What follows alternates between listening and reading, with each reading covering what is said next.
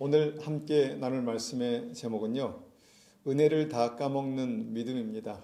우리가 이제 사업을 하다가 가진 것을 다 까먹었다 이런 얘기를 하지 않습니까? 은혜도 까먹을 수 있다는 생각을 합니다. 단순히 이제 우리가 은혜가 떨어졌다 이런 의미가 아니고 하나님께서 우리에게 주신 엄청난 은혜가 있지 않습니까? 그 엄청난 은혜를 한순간에 다 까먹을 수 있다라는 것을 우리가 말씀으로 보면서 하나님께 이 말씀이 우리의 삶 속에 다시 한번 은혜를 살리는 그런 역사로 나타나기 원합니다. 여러분, 하나님의 은혜가 얼마나 큽니까? 믿음으로 영생을 얻는 것이 하나님의 은혜입니다. 믿음으로 영생을 얻는 것이 하나님의 은혜입니다. 그 하나님의 은혜에 영생과 천국을 생각하면 나의 믿음이 얼마나 작습니까? 나의 믿음은 얼마나 작습니까? 내가 믿음으로 예수님을 구주로 그렇게 영접하며 그 믿음으로 고백할 때 나에게 생명을 주시는 그 은혜에 비하면 나의 믿음은 너무너무 작습니다. 여러분, 영생을 얻는 믿음, 그 작은 믿음이 무엇입니까? 그냥 내 마음의 결단과 입술의 고백, 그 작은 것으로 시작한다는 것입니다. 여러분, 영생을 얻는 믿음의 신비를 이제 엄청난 은혜를 작은 어떤 내 믿음으로 얻는 이 믿음의 신비를 수식으로 써볼 수 있다라고 믿습니다. 어떻게 쓸 수 있냐 하면 만 배의 하나님의 은혜가 있습니다. 만 가지 하나님의 은혜 곱하기 내가 가진 일의 믿음을 곱하면 만 곱하기 1은 무엇입니까? 만입니다. 만. 내가 받은 만 배의 은혜가 작은 믿음 하나로 말미암아 나의 삶 가운데 실제가 된다는 것입니다. 성경을 읽다 보면은 이 아주 짧은 어떤 그 믿음, 아주 작은 믿음, 이 믿음의 역사가 엄청난 은혜로 나타나는 그런 믿음의 사람들이 있습니다. 몇 가지만 생각해 보면 열왕기상 3장에 그 솔로몬의 일천번제라고 하는 그런 솔로몬의 예배가 나옵니다. 일천번제 대단한 것 같지만요, 그냥 왕으로서 이 제사장들에게 시켰겠죠. 그리고 그와 함께 많은 사람들이 섬겼겠죠. 그래서 그냥 왕이 우리가 일천번제를 드리자, 예배를 드리자 이 말만 했습니다. 말만. 그렇게 말을 해서 일천번제를 드렸다는 것입니다. 그런데 하나님께서 그 예배에 엄청난 감동을 받으셨습니다. 그래서 그날 예배드린 그날 주님께서 솔로몬의 꿈에 나타나셔서 이렇게 말씀하십니다. 내가 무엇을 원하느냐. 주님께서 우리에게 이렇게 물어보실 때가 있다고 믿습니다. 내가 무엇을 원하느냐. 그 순간이 어떤 순간일까요? 하나님 앞에 감동을 드리는 이 작은 예배가 있었던 순간이다라는 것입니다. 그때 하나님께 꿈에 나타난 주님께서 그렇게 말씀하실 때 솔로몬이 하나님, 백성을 다스릴 지혜를 주시옵소서라고 그렇게 기도합니다. 그런데 이 짧은 기도가 하나님 앞에 더 큰 감동을 드렸습니다. 짧은 한마디의 기도로서 하나님께서 감동하시는 이 순간이 있다는 것입니다. 그때 모든 것을 더하시는 하나님의 역사가 있게 되는 것이죠. 그에게 지혜뿐만 아니라 모든 부귀 영화와 권력 권세를 그에게 더하십니다. 그가 구하지 않은 것까지 다 주셨다는 것입니다. 형통케 하셨다는 것입니다. 여러분, 한 번의 예배가 또 한 번의 그 간구가 솔로몬에게 엄청난 은혜로 나타났다는 것입니다. 그러니까 만 배의 은혜, 만 가지의 은혜가 곱하기 1, 작은 믿음 한 가지를 곱했을 때 그의 삶에 만 가지의 은혜로 그대로 나타났다는 것입니다.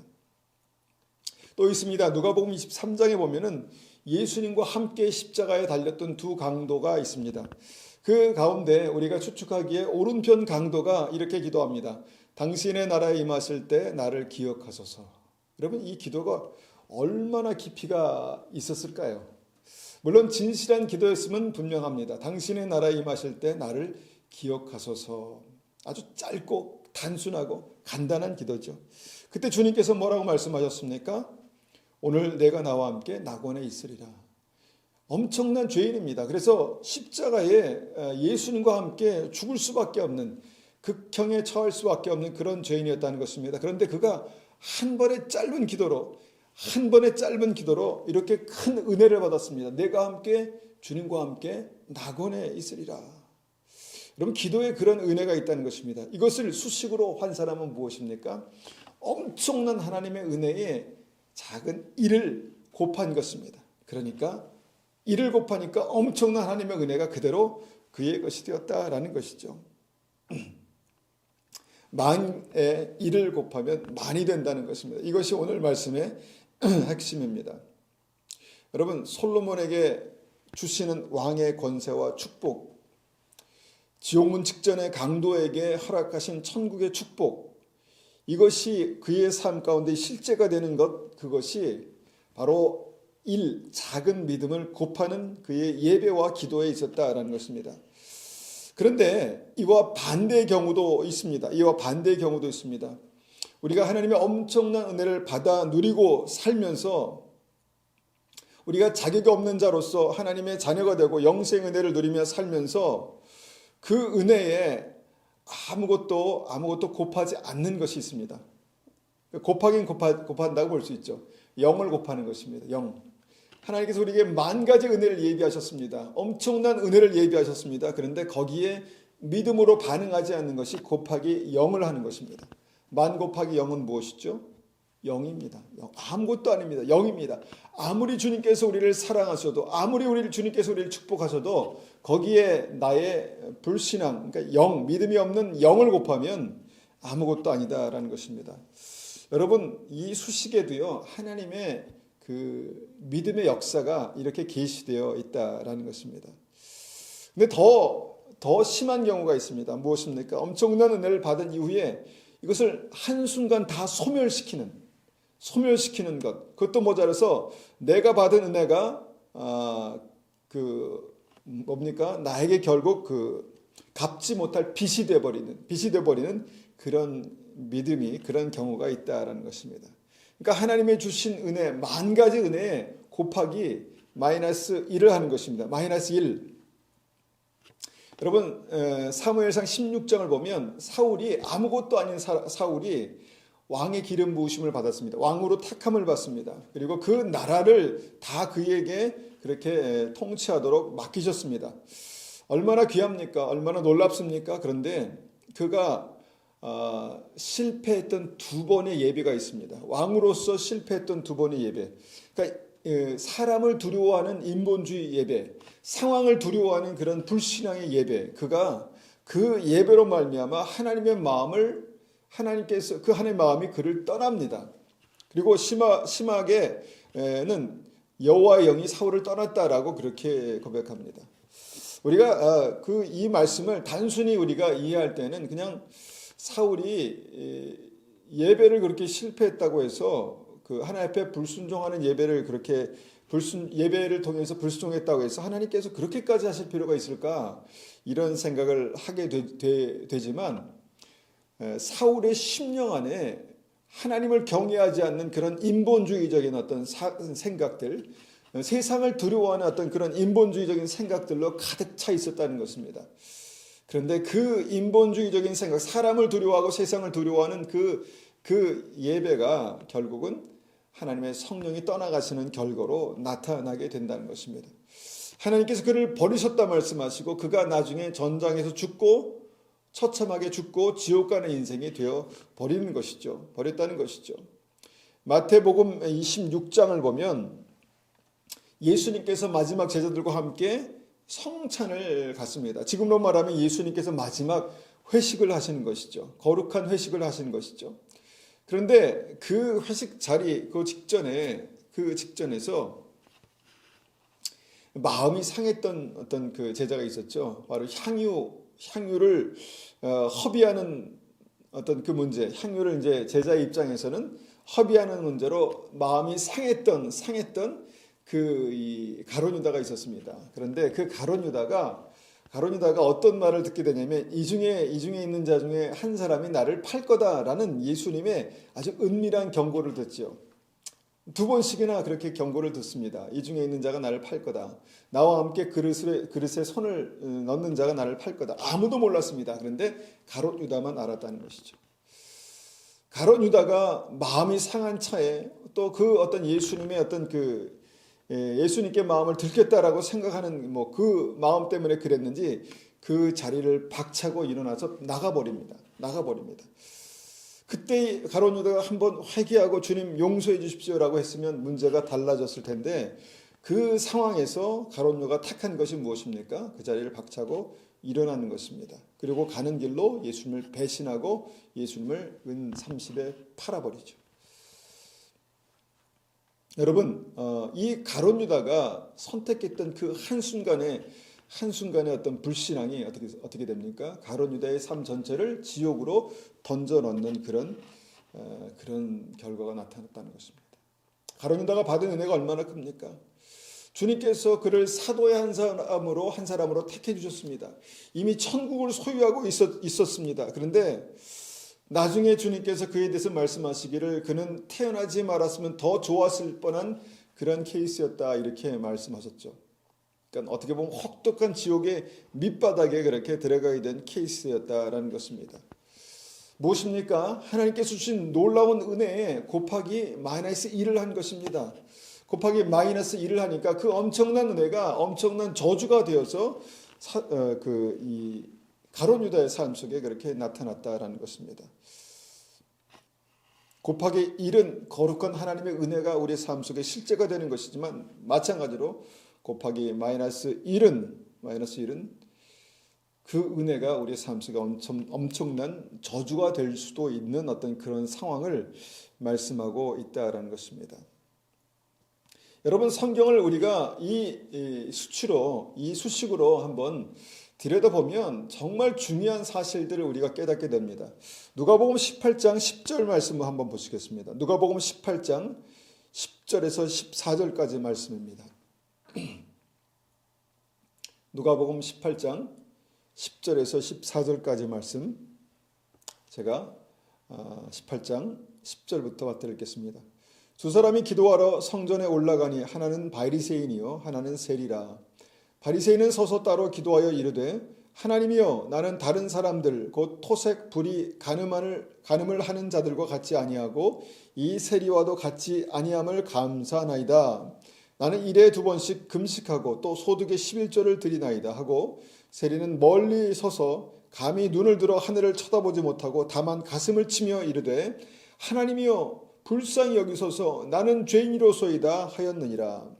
내가 너에게 이르노니 이에 저 바리새인이 아니고 이 사람이 의롭다 하심을 받고 그의 집으로 내려갔느니라. 무릇 자기를 높이는 자는 낮아지고 자기를 낮추는 자는 높아지리라 하시니라. 성전에서 두 사람이 성전으로 들어옵니다. 한 사람은 바리새인이고 한 사람은 세리입니다. 지금이야 바리새인에 대해서 우리는 조금 비판적인 시각으로 보지만, 그때 당시에 바리새인들은요, 사람들에게 인정받는 진정한 크리스찬들이었습니다. 사람들에게 인정받는 크리스찬들이었습니다. 반면에 세리는 민족을 등쳐먹는 공식적인 죄인의 어떤 대표였습니다. 그 두 사람이 성전으로 들어와서 아주 짧은 기도를 드렸다는 것입니다. 짧은 기도를 드렸습니다. 그런데 그 짧은 순간에 드려졌던 각각의 기도가, 하나는 하나님께 의로움을 받는 영생으로, 하나는 하나님께서 의롭다 인정하시지 않는 영벌로 그렇게 나타났다라는 것입니다. 세리의 기도는 의롭다 하심을 받고, 바리새인의 기도는 오히려 의롭다 하심을 받지 못하는 게 됐다는 것입니다. 기도는 좋은 것 아니겠습니까? 기도는 귀한 것입니다. 그런데 그 짧은 기도 때문에, 정말 세리는 의롭다 하심을 받았다라고 말씀하고 바리새인은 그렇지 못했다는 것입니다. 여러분, 하나님께 의롭다 인정함을 받는다라는 것이 어떤 의미인지 여러분 아시죠? 우리가 예수님을 믿음으로 말미암아 의롭다 인정함을 받은 것이 구원입니다. 주님께서 우리를 의롭다 인정하신 것이 구원이죠. 그런데 의를 얻지 못하는 것이 무엇입니까? 구원이 아니라는 것입니다. 여러분, 이 의를 얻는 것이 단순히 하나님의 인정을 받는다는 차원이 아니라 하나님께서 의롭다 인정하시는 그 믿음을 말씀하는 것입니다. 그 믿음이 무엇입니까? 구원받는 믿음입니다. 그런데 이것을 다시 수식으로 정리해 보면, 어떤 기도에 하나님께서 의롭다 인정하시는 엄청난 은혜에 곱하기 1을 하는 기도가 있고 곱하기 마이너스 1을 하는 기도가 있다는 것입니다. 곱하기 마이너스 1의 기도가 무엇입니까? 11절 다시 보면, 바리새인은 서서 따로 기도하여 이르되 하나님이여 나는 다른 사람들 곧 토색 불의 간음을 하는 자들과 같지 아니하고 이 세리와도 같지 아니함을 감사하나이다. 실제로 그는 불의 토색 간음 그런 것과 거리가 먼 사람이었습니다. 그리고 나는 일에 2번씩 금식하고 금식도 하는 크리스찬이었습니다. 그리고 소득의 11조를 드리는, 여러분 11조를 드리고 금식하고 그 다음에 죄를 멀리하고 잘못된 것입니까? 잘못된 것이 아닙니다. 잘한 것입니다. 잘한 것입니다. 그런데 그 기도의 핵심에 무엇이 있습니까? 교만이 있습니다. 교만이 있습니다. 높아진 마음이 있습니다. 남들과 비교해서 나는 낫다는 것입니다. 그래도 나는 괜찮다는 것입니다. 적어도 저 사람보다는 내가 낫다라는 그런 마음으로 내가 드리는 기도, 그 기도가 아주 치명적으로 마이너스 1을 곱하는 기도였다라는 것입니다. 제가 어린 시절이지만 이 예배 시간에 대표 기도를 제가 하시는 분들의 기도를 들으면서 아주 판단했던 아주 어린 때였던 것 같습니다. 판단했던 그런 시절이 있었습니다. 저 사람이 저렇게 기도할 자격이 있나 이런 생각을 했었죠. 잘못된 것입니다. 회개합니다.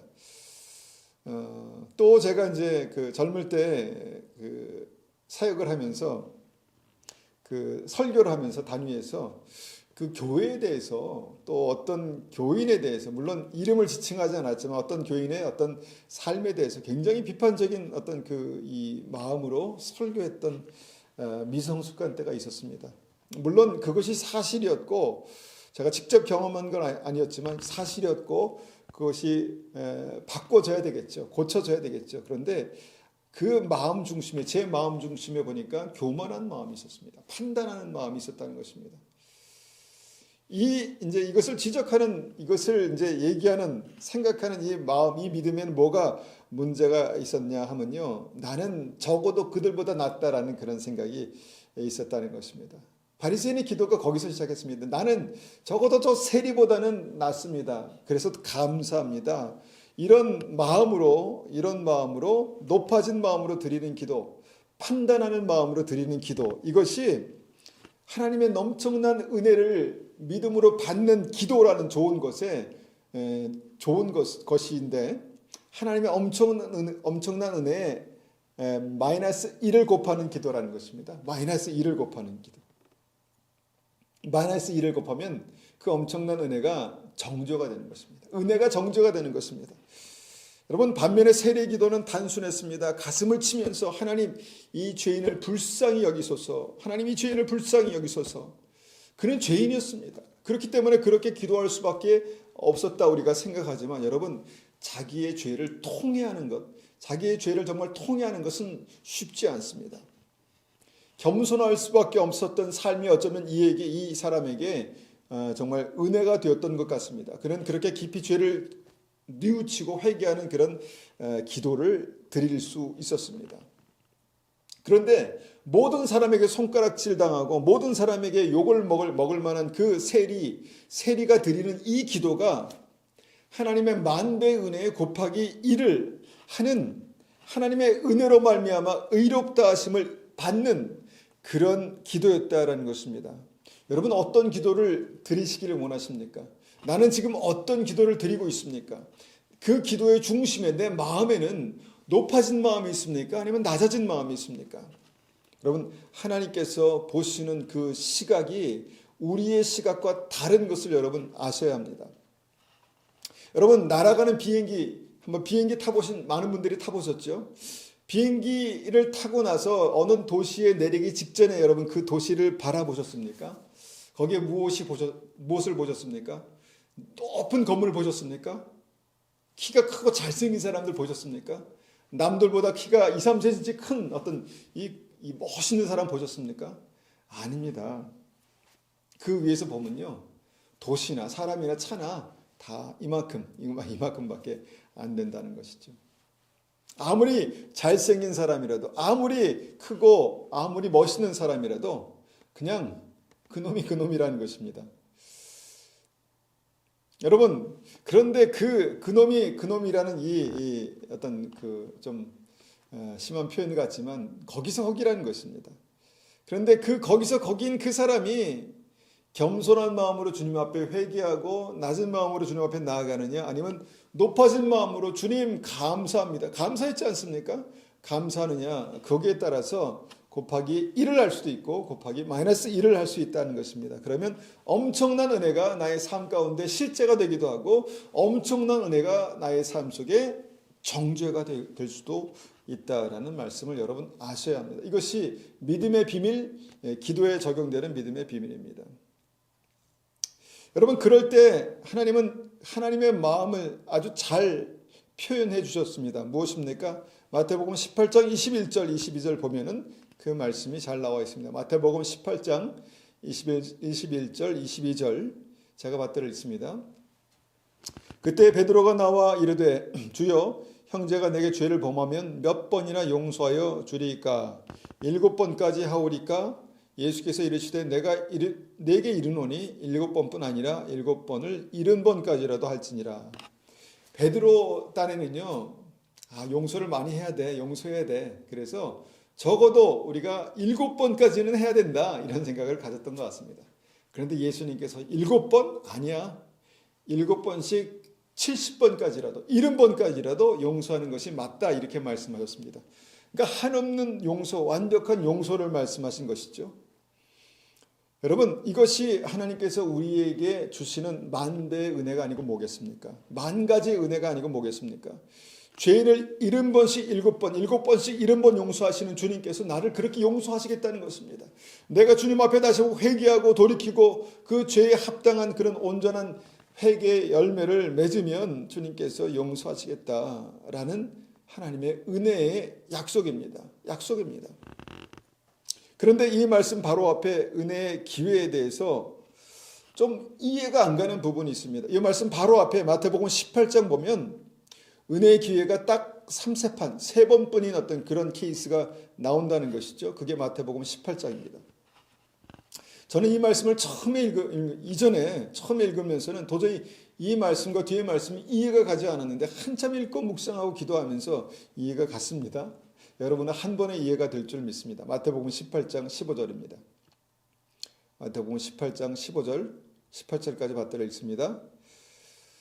내 형제가 죄를 범하거든 가서 너와 그 사람과만 상대하여 권고하라. 만일 들으면 내가 내 형제를 얻은 것이요. 만일 듣지 않거든 한두 사람을 데리고 가서 두세 증인의 입으로 말마다 확증하게 하라. 만일 그들의 말도 듣지 않거든 교회에게 말하고 교회에 말하고 교회 말도 듣지 않거든 이방인과 세리와 같이 여기라. 진실로 너에게 이르노니 무엇인지 너희가 땅에서 매면 하늘에서도 매일 것이요 무엇인지 땅에서 풀면 하늘에서도 풀리리라. 죄를 범한 어느 형제가 있었다는 것입니다. 죄를 범한 어느 형제가 있어서 그 형제는 7번씩 70번이라도 용서받을 수 있었습니다. 그런데 7번씩 70번이라도 용서받을 수 있는 이 사람이 딱 3번의 기회에 그 은혜를 차버립니다. 발로 차버립니다. 자, 3번의 은혜에서 3번의 어떤 3번의 기회에 이 은혜에서 아웃이 된다는 것입니다. 자, 무엇입니까? 그가 죄를 지었습니다. 그래서 그 죄에 대해서 분명히 아는 어떤 사람이 그에게 찾아가 권고합니다. 형제님, 회개하십시오. 이렇게 살면 안 됩니다. 아마 그 사람이 그 죄를 목격했던지 아니면 그 사람의 죄가 이 사람에게 어려움을 줬든지 둘 중에 하나겠죠. 그래서 이 형제가, 이 사람이 그 문제에 대해서 고민하다가 형제를 찾아갔습니다. 그래서 형제님, 이 문제에 대해서 회개하십시오. 죄에서 돌이키십시오. 라고 권고했다는 것입니다. 그러니까 그렇게 권고하는 그 형제에 대해서 당신이 뭔데 나한테 이렇게 얘기하냐. 당신은 잘났냐. 당신은 똑바로 살았냐. 이렇게 얘기한 것 같습니다. 그러니까 자기의 죄에 대해서 인정하지 않고 부인했다는 것이죠. 이 첫 번째 시도입니다. 두 번째는 용기를 내서 다시 그를 찾아갑니다. 그런데 이번에는 두세 명의 증인이 한두 사람과 함께 가서, 그러니까 다른 사람 한두 사람과 함께 가서 그 죄에 대해서 두세 사람의 증인이 있다라는 것을 말하라는 것입니다. 그 증인이 있다는 것을 이제 말하라는 것이죠. 그러니까 죄에 대해서 부인하지 못하도록 이제 하는 두 번째 노력입니다. 그런데 이 두 번째 노력도 완강하게 그가 부인했다는 것입니다. 나는 절대 그러지 않았어. 나는 절대로 그럴 사람이 아니야. 나는 그런 사람이 아니야라고 그렇게 부인했다는 것입니다. 완전히 완강하게 부인했다는 것입니다. 그래서 이번에는 세 번째로 어떻게 합니까? 교회에 말하라는 것입니다. 교회에 말해서 교회 아마 권위자들과 함께 그에게 찾아간 것 같습니다. 그런데 이번에도 마음을 완고하게 해서 어떻게 합니까? 회개하지 않습니다. 나는 잘못이 없어. 나는 떳떳해. 나는 뭐 떳떳해. 이 정도 안 하는 사람이 어디 있어? 뭐 이렇게 이제 말한 것 같습니다. 그러니까 이 죄인에게 딱 세 번의 기회가 주어집니다. 세 번의 기회. 그런데 세 번째 기회를 발로 차버린 이 죄인에게 주님께서 뭐라고 말씀하십니까?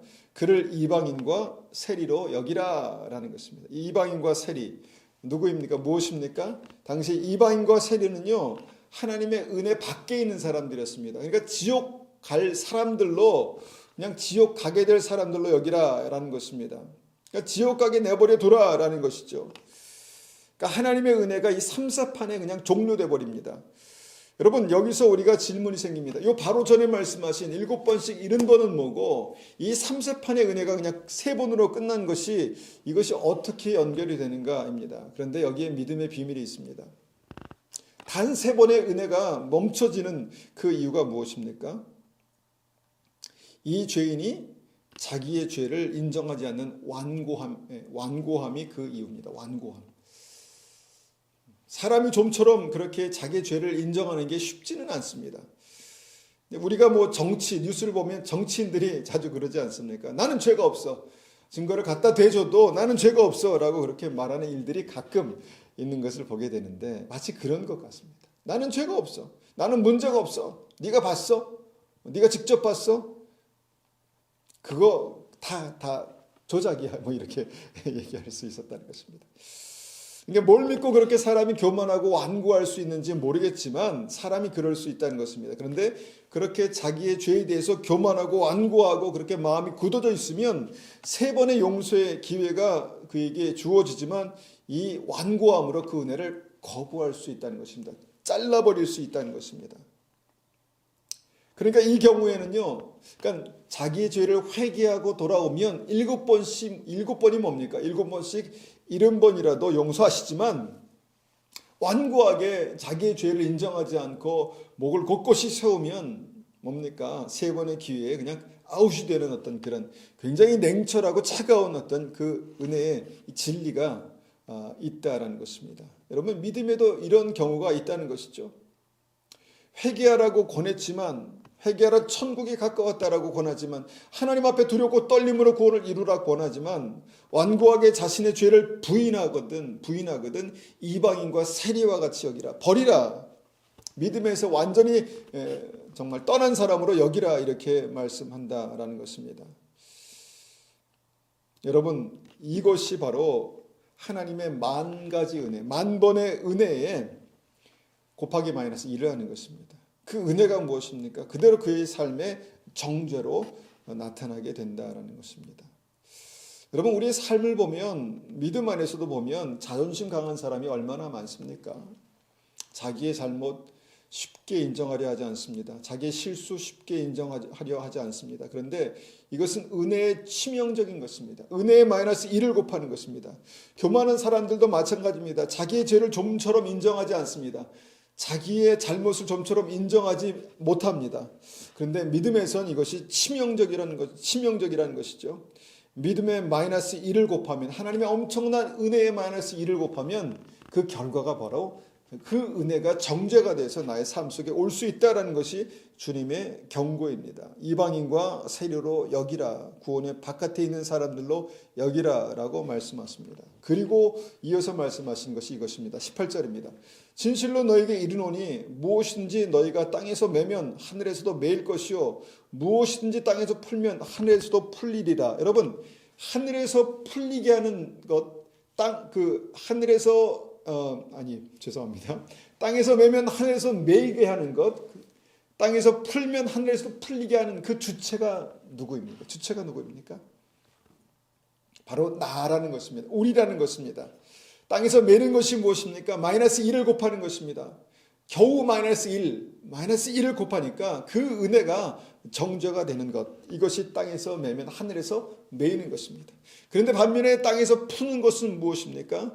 그 하나님의 은혜에 곱하기 1, 작은 믿음 곱하기 1을 하는 것입니다. 그러면 하나님의 은혜, 하늘의 은혜가 나의 삶 속에 풀어진다는 것입니다. 하늘에서도 풀린다는 것입니다. 성경은 이 진리를 계속해서 반복해서 말씀합니다. 여러분 성경을 보면요, 용서받았다가 그 용서받는 것이 오히려 정죄가 되는 그 아주 치명적인 어떤 결정적인 계기가 바로 이제 마태복음 18장의 21절 뒤에 계속 나오는 말씀입니다. 한번 마태복음 18장 21절부터 35절까지 말씀을 제가 한번 읽어보겠습니다. 마태복음 18장 21절입니다.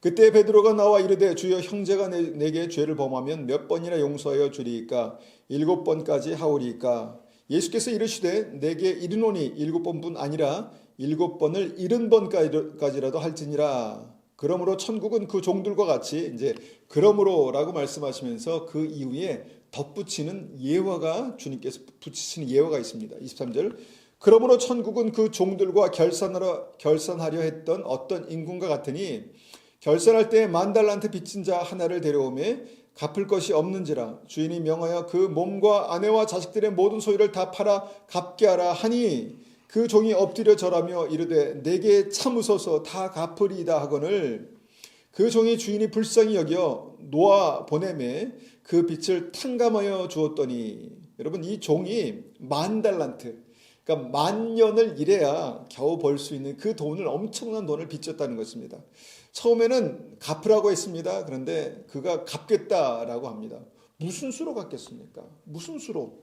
100년밖에 못 사는 사람이 10,000년을 일해야 살 수 있는 돈을 무슨 수로 갚겠습니까? 그런데 그 주인이 불쌍히 여기서 다 빚을 탕감해 줬다, 용서해 줬다는 것입니다. 28절입니다. 그 종이 나가서 자기에게 100데나리온 빚진 동료 한 사람을 만나 붙들어 목을 잡고 이르되 멱살을 잡고 이르되 빚을 갚으라 하며 그 동료가 엎드려 간구하여 이르되 동료가 엎드려서 친구에게 엎드려서 간구하여 이르되 내게 참아주소서 갚으리다 하되 허락지 아니하고 이에 가서 그가 빚진 빚을 갚도록 옥에 가두거늘 그 동료들이 그것을 보고 몹시 딱하게 여겨 주인에게 가서 그 일을 다 알리니 이에 주인이 그를 불러다가 말하되 악한 종아 내가 빌기에 내가 내 빚을 전부 탕감하여 주었거늘 내가 너를 불쌍히 여김과 같이 너도 내 동료를 불쌍히 여김이 마땅하지 아니하냐 하고 주인이 노하여 그 빚을 다 갚도록 그를 옥졸에게 넘기니라. 너희가 각각 마음으로부터 형제를 용서하지 않으면 나의 하늘 아버지께서도 너희에게 이와 같이 하시리라. 하나님께서 이와 같이 하신다는 것입니다. 여러분 10,000달란트 빚진 자의 비유죠. 10,000달란트. 이 10,000달란트를 이 종이 빚졌었습니다. 그런데 이 10,000달란트의 은혜를 받습니다. 그것을 모두 탕감해 줍니다. 10,000년 동안 그가 아마 이 영원히 무기징역으로 아마 감옥에 갇혀도 갚을 수 없는 탕감할 수 없는 그 은혜를 이 사람이 받습니다. 그런데 이 사람이 어떻게 합니까? 그 은혜에 마이너스 1을 곱해버립니다. 마이너스 1. 100데나리온, 100일 정도 일해야만 갚을 수 있는 돈입니다. 10,000달란트에 100데나리온을 비교할 수 있겠습니까? 그러니까 100일 일해서 갚으면 갚을 수 있는 그 돈에 대해서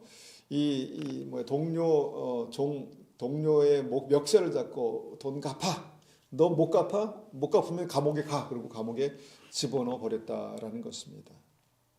그러니까 엄청난 10,000달란트의 은혜에 이 마이너스 1도 안 되는 100데나리온의 어떤 빚을 갚지 않았다고 그렇게 어떤 형제를 다그치고 옥에 가다 버리는 용서하지 않는 어떤 그런 믿음에 대해서 하나님이 어떻게 행하시는지에 대해서 말씀하고 있다라는 것입니다.